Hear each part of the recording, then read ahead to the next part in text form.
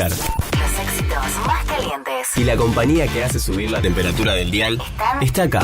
Radio Sentidos. www.radiosentidos.com.ar. Solo buenas noticias. Este invierno 2016, calentate con nosotros.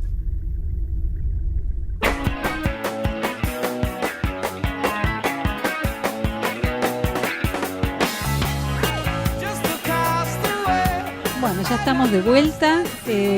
Tenemos miles de preguntas para seguir haciéndole a Federico. Y una muy interesante, ¿tenías ganas de disparar vos, Francisco? Sí, la vez pasada lo habíamos enunciado y bueno, quedó ad referéndum de esta segunda entrevista que pudiéramos intentar hacer un debate lo más objetivo posible sobre la convivencia entre la industria hotelera tradicional y los alojamientos turísticos, alquileres temporarios, Airbnb, etcétera, etcétera. Hola, se escucha un poco. A ver. Ahí está. No sé si me escucha mejor. Sí. Ahí está. Sí, me habían preguntado algo. Bueno, repito. No sé escucharlo, perdón. No importa, repito. No, te decía que la vez pasada había quedado ahí enunciado para retomar el día de hoy que charláramos un poco sobre la posible convivencia entre el negocio del alojamiento tradicional vía hoteles, hostales, etcétera, y esta nueva modalidad que nos gustará más o menos, pero ya existe, es un hecho que tiene que ver con los hoteles, los departamentos turísticos, alquileres temporarios y todo eso concentrado en un agregador de oferta como es Airbnb, que se convierte en un jugador muy fuerte y además muy amenazante para la industria. Entonces, bueno, intentar construir un debate o a mí me gusta esta palabra de la convivencia, ¿no? Yo creo que acá no se trata de que unos expulsen a otros de la industria, sino definitivamente ver cuáles son las reglas del juego y cómo pueden jugar en condiciones mínimamente equivalentes. Sí, yo recuerdo que habías comentado esto la vez pasada y habías mencionado algo que me parece muy importante porque no tiene que ver directamente con el asunto, pero afecta.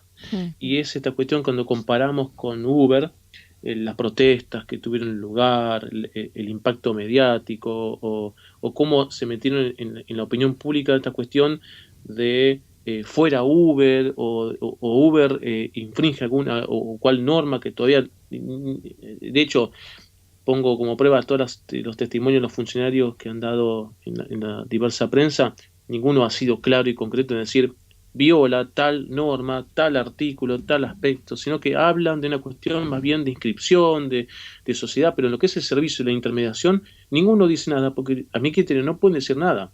De hecho, la intermediación, en este punto, existen muchos servicios. Si no, dígame que es Mercado Libre. Claro. O yendo para el alojamiento, como hemos comentado la vez pasada, que es Booking. Si eso no es intermediación. Entonces, me parece que acá la discusión la podemos dividir en dos aspectos. Uno es qué tan válido sería, jurídicamente hablando, la intermediación que ofrece Airbnb.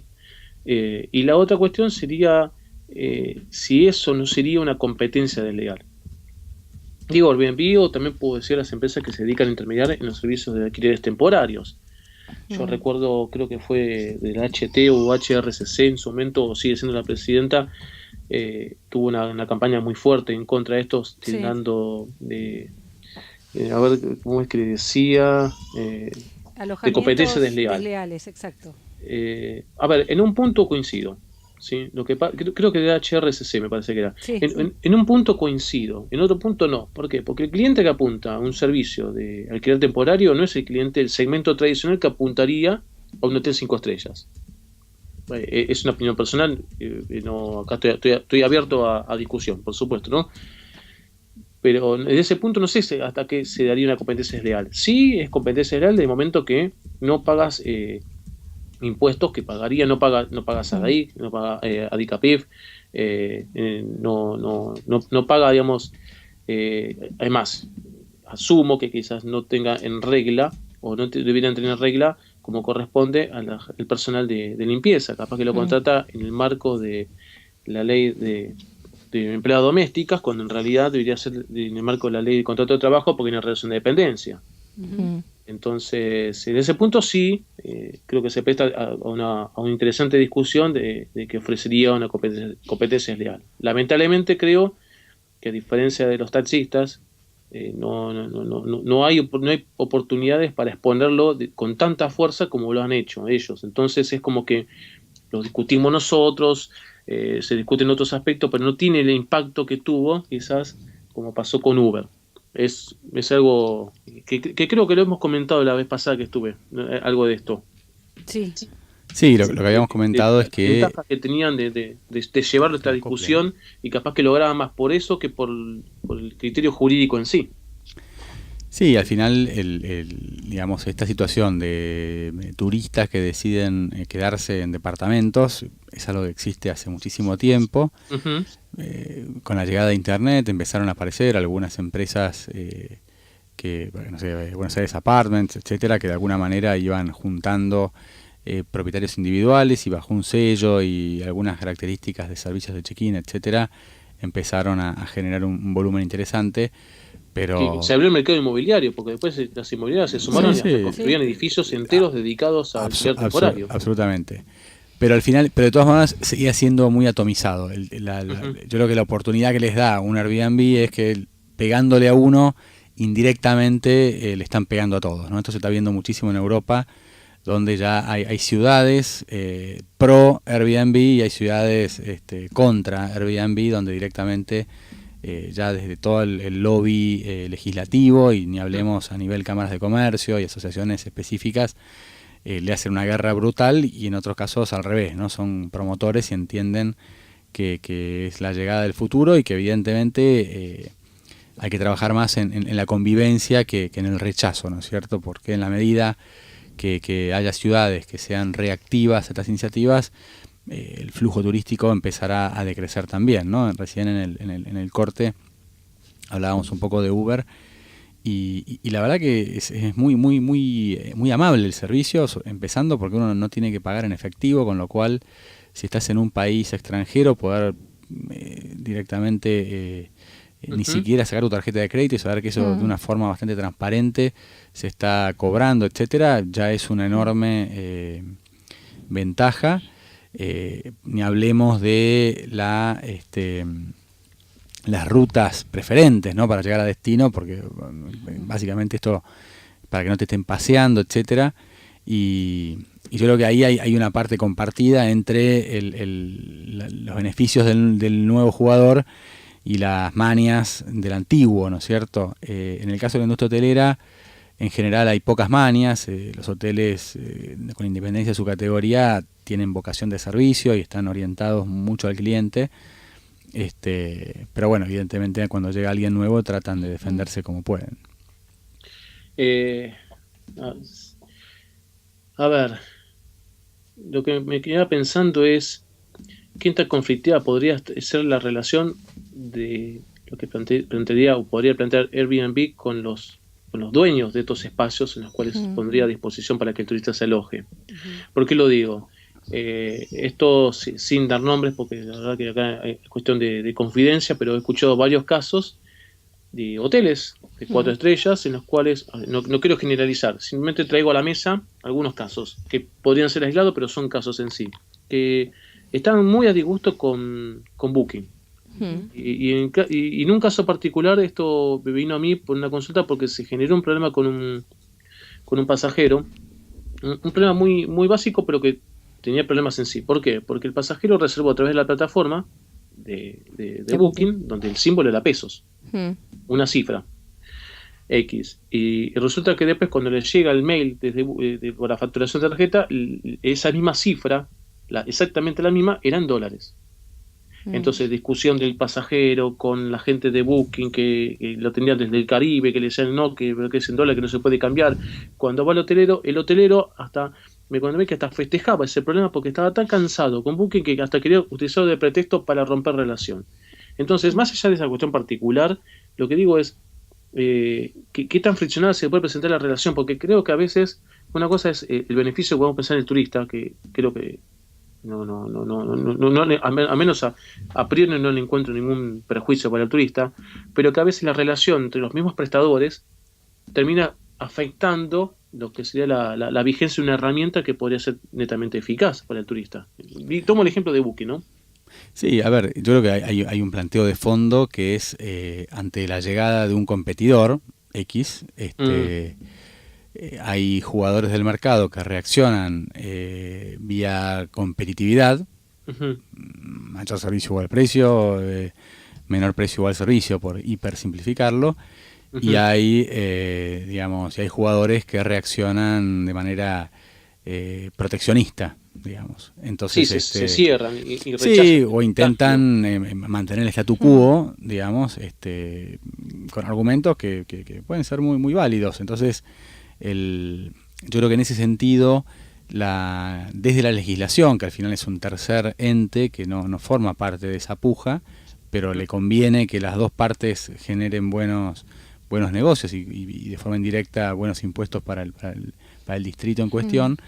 A ver cómo uno podría arbitrar y buscar estos mínimos denominadores comunes para que de alguna manera los hoteleros puedan hacer valer todo lo que ya tienen y en todo caso a los nuevos jugadores más de la economía compartida, etcétera, decir, bueno, muchachos, está todo bien, pero en este territorio se juega bajo estas reglas, ¿no es cierto? Por lo menos cumplir estos mínimos necesarios para que luego cada cliente dé igual si va a un 5 estrellas, si va a un apartamento o incluso las dos cosas, porque por ahí entre semana viaja con su corporación en hoteles internacionales de 5 estrellas y los fines de semana va con su mujer y sus hijos a un Airbnb en un destino X, y son absolutamente compatibles las dos ofertas de prestación.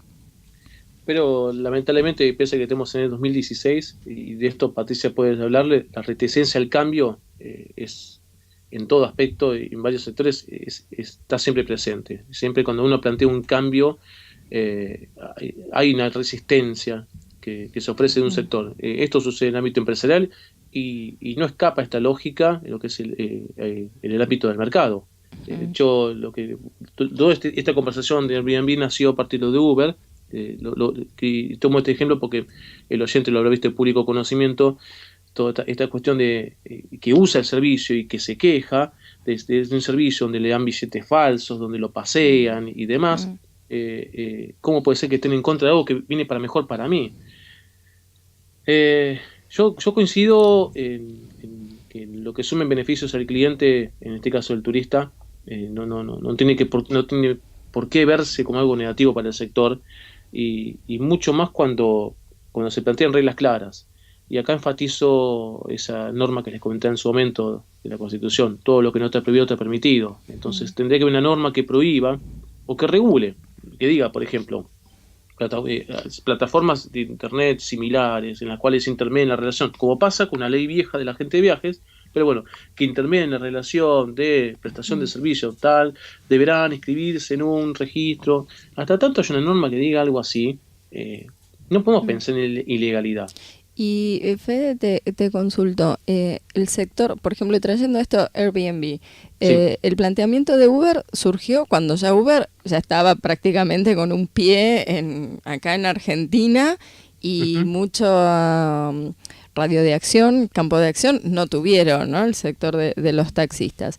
El sector argentino de hotelero y relacionado, ¿está tratando este tema, digamos, a futuro? Porque empezó Uber, pero bueno, Airbnb está dando vuelta. Tal vez ahora no serán las condiciones ideales para que esté diciendo, bueno, vengo en 2 meses, pero qué sé yo, en 1 año pueden cambiar y puede pensar que ya están dadas las condiciones y que va a pisar en Argentina. O sea, pero, es un tema. Ya está en Argentina y los hoteleros hace rato que lo vienen tratando. Sí.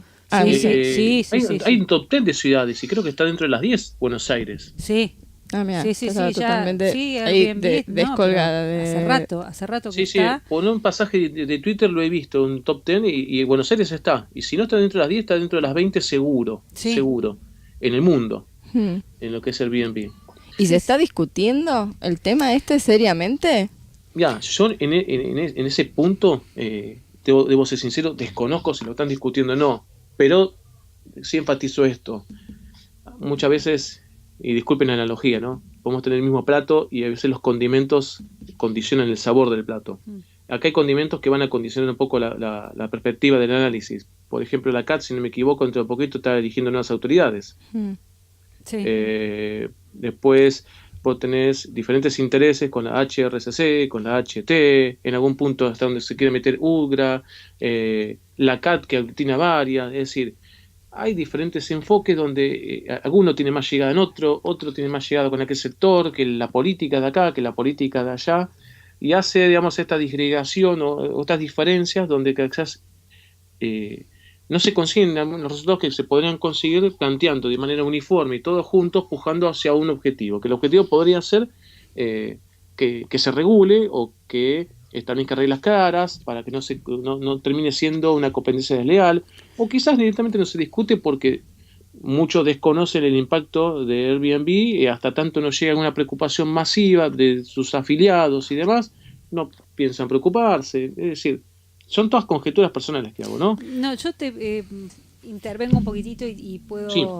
dar mi aporte. Obvio. Yo participé de unas investigaciones al respecto Mira. de los de departamentos. Todavía no estaba Airbnb instalándose en Buenos Aires. Y digamos, en ese momento, como conclusión de la investigación, el enfoque que yo le sugerí era, miren la cantidad de impuestos que se está perdiendo la ciudad de Buenos Aires, o sea, se presentó ante Ciudad de Buenos Aires, ante AFIP y ante el gremio de hoteleros. Entonces el planteo era, bueno, Ciudad de Buenos Aires, mira, por ingresos brutos te estás perdiendo todo esto, porque estimamos la cantidad de departamentos, o sea, se investigó realmente en base a la oferta publicada en Internet. Sí. En base a eso y haciendo un parámetro similar de ocupación y tarifa promedio de acuerdo a lo que estaban publicitando, ¿no? Y estimando la tarifa promedio en paralelo a la hotelería, llegamos a una facturación y a un 3% de ingresos brutos que la ciudad se estaba perdiendo. En ese momento era arriba de $10 millones. AFIP, te estás perdiendo todos estos impuestos y UDGRA, te estás perdiendo de todo el 5% o el 2,5%, creo, perdón, es de sueldos promedios. Sí. No pasó nada. Por eso a mí en lo personal me sorprende cómo hoy el gobierno de la Ciudad de Buenos Aires, y acá no quiero meterme en cuestiones políticas, nada más es una sorpresa para mí que el gobierno tome posición en el conflicto Uber y diga, no, prohíbo Uber, cuando le presentamos pruebas de falta, o sea, te estás perdiendo todo esto, y los hoteleros obviamente, aparte mencioné 3 impuestos sencillos, y sin hablar Sadaica, Dicapif, Argentores, DAC, DARA y todas las otras cuestiones, a mí me resulta llamativo, por lo pronto, de que, toma una posición con respecto a Uber. Y con respecto a el reclamo que le hacen los hoteleros, miró para el costado, tipo, no sé, es difícil, no tenemos suficientes inspectores, y esas fueron las máximas respuestas. Sí. La ciudad tiene muchísimos, y lo digo con conocimiento de causa, desde el lado de defender al cliente, ¿no? Despliegan un equipo importante en lo que es la Dirección General de Fiscalización y Control, que se llama. O sea, elementos humanos tienen. Eso sin duda. Sí, tienen para ir a los hoteles que están perfectamente identificados. Ahora, para ir a recabar 10.000 departamentos distribuidos en 10.000 edificios distintos es más complicado. Obviamente, cuando van a un hotel que tienen 100 unidades de venta o 200 habitaciones, con el mismo tiro están pegándole a un pez gordo, y cuando tienen que salir a buscar el equivalente en noches que se distribuyen en 200 departamentos distribuidos en más edificios, evidentemente esa misma fuerza de fiscalización y control se hace mucho menos eficiente, seguro y efectiva por consecuencia también. No, pero mira, volviendo a lo que planteaba Mariana, Sí. Yo creo que las diferencias, insisto en mi opinión personal, y discúlpeme, pero la diferencia creo que sea una cuestión de relación sindical con la política nacional, en la cual busca, digamos, no sumar más enemigos, sino sumar más adeptos. Claro. Intuyo yo el porqué, porque, digamos, era uno de los que estaban en la mesa de esta mesa sindical de los gordos, como le dicen así la prensa. Mariani creo que es, no me acuerdo el nombre. Viviani. Viviani. Ahí está. Yo creo que sería más eso, más que una cuestión de razones más fidedignas o jurídicas de por qué sí en este caso y el otro no.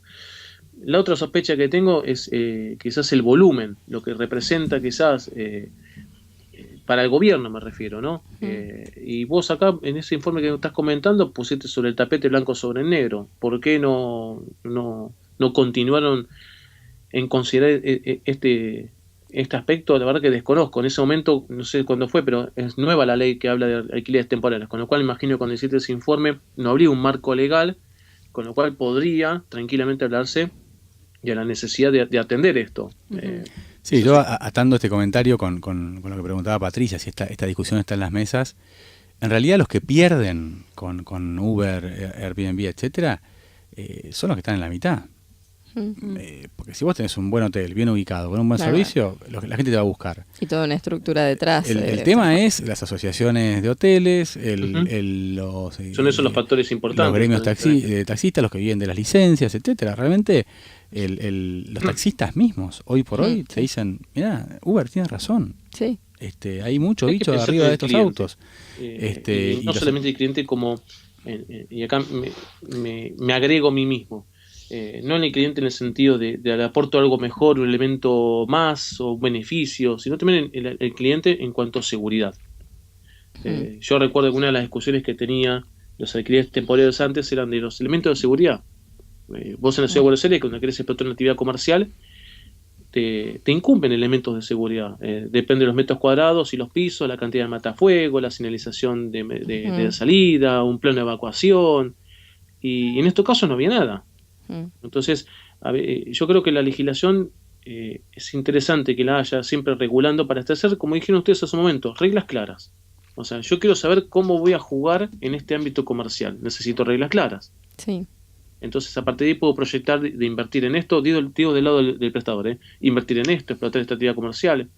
O el cliente, saber qué tan o cuán seguro se siente con este tipo de servicios, quizás se encuentra más seguridad para lo que está buscando uno personalmente en otro tipo de servicio. Digo, voy a un hotel, un extrahotelero, un parahotelero. Sí, en España hay casos incluso de cadenas de hoteles que se están comercializando a través de Airbnb, que para mí es una de las soluciones más inteligentes, ¿no? Decir, bueno, a ver, acá yo en el fondo yo veo esto como un punto más de venta y en lugar de creer que Airbnb me está sacando mis clientes, digo, no, yo voy a poner mi producto en esta góndola y por ahí el tipo que iba a ir por 2 días a un departamento sopesa los beneficios y dice, yo me voy ahí, que me hacen la cama, me hacen el desayuno y me voy al final sin limpiar, ¿no es cierto? Así que creo que también en eso todavía por eso creo que estoy convencido que la discusión principal se da entre aquellos que no están ni en el lugar del cliente ni en el lugar del prestador, están en el medio arbitrando o pretendiendo arbitrar una realidad que al final la manejan más de manera indirecta. Sí, y más, hasta aprovechando estos nuevos segmentos que aparecen de los tíos y tías sin hijos, los sin hijos pero con poder adquisitivo, claro. los jóvenes, con sus nuevas tecnologías. Hay una cadena muy importante, no me sé el nombre ahora, se las debo para la próxima vez, pero que va a lanzar o ya lanzó en Europa un nuevo producto, pero muy orientado para el público joven. Si me permiten la analogía, parecido a esa publicidad de una cerveza, donde había un hotel muy dedicado a la parte festiva, por así decirlo, pero en el buen sentido, no brillando lo falto de ética.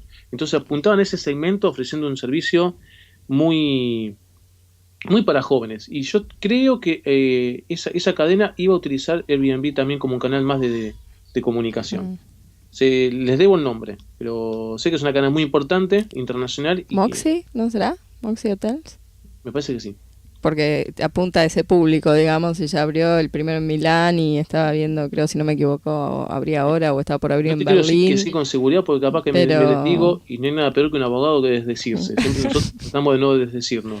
Pero digo, porque cuando Pero hiciste puede ser, referencia a la publicidad de esta bebida alcohólica local, la publicidad de Moxie, que es para millennials, es muy similar, en otro estilo, obviamente, ¿no? En otra línea.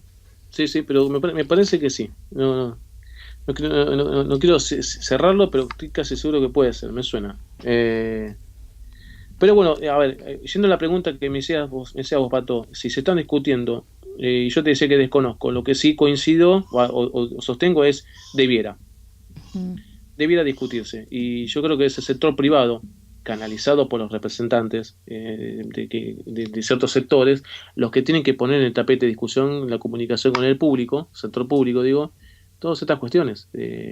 O sea, por ejemplo, el informe que mencionaba Mariana, ¿por qué no continuó en análisis? Y acá yo creo que hay responsabilidad de los sectores privados, los que aglutinan. A ver, no cierran uno, digo, en el gran menjunje, FEGRA, AHT, HRCC o todas las que la CAT, todas esas son responsables de llevar a discusión las inquietudes de su propio sector. Pero que esto es el ABC de su propio estatuto. Claro, ¿no? sí. Entonces, bueno, en ellos... Esto da para seguir conversándolo porque, bueno, lamentablemente nos estamos quedando ya sin tiempo. Sin tiempo. Ya llegamos Sí. al top de las 4. Espero algún día poder compartir ustedes en el piso, sí, los conozco pero- personalmente. Los lunes, a partir de la semana que viene, lunes 18 horas. Sí, Exactamente. en julio puede ser que me acerque. Ya en agosto se me va a complicar con la actividad de la docencia que tengo en la universidad, pero en julio seguro. Bueno, te tomamos la palabra. Ahora nos ponemos de acuerdo off radio. Nos mandamos un par de mails y acordamos un lunes que puedas venir a las 6 de la tarde. Por lo pronto, bueno, te agradezco muchísimo. Espero no verlos aburridos. No, es súper interesante. A mí todo este tema me parece genial y que no se habla mucho, que también esa es otra realidad. Exacto. Por lo tanto, siempre es como que nos queda corto el espacio y que dan ganas de más. Ya Así sé. que te comprometemos para un lunes venir al piso. Encantado. Muchas gracias, Federico. Y bueno, nos encontramos el lunes. Ahora sí, es el último jueves, el último minuto. Y a partir del lunes 4 de julio estamos todos los lunes a las 18 horas acá en radiosentidos.com.ar. Hasta Nos el vemos lunes. el lunes. Nos vemos. Chao.